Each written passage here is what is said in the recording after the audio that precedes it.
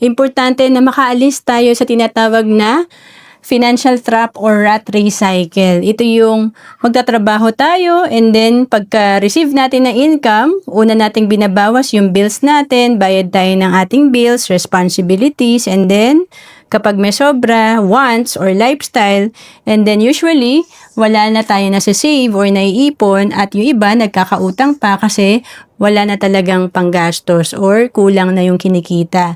And then magtatrabaho ulit tayo, so, sweldo and bayad uli ng mga bills. So, usually, walang naiipon. Kaya, cycle ito na dapat nating alisan.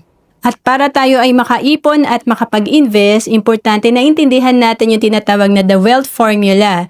Ito yung, syempre, dapat magsimula tayo sa kahit na maliit na halaga.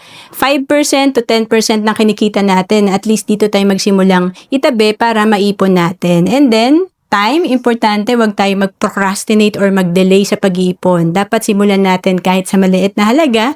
And of course, ang rate of return, pwedeng kakampi, pwedeng kalaban. Ang interest sa utang, kalaban natin yan. Pero ang interest sa investment, ito yung money working for you. And of course, ang kalaban ng ating pag-build ng wealth, yung inflation and taxes. Siyempre, mataas ang bilihin and of course, may mga taxes tayo. Kaya, to know more about savings and investment, message mo lang ako sa Facebook, Roann Celis Capistrano.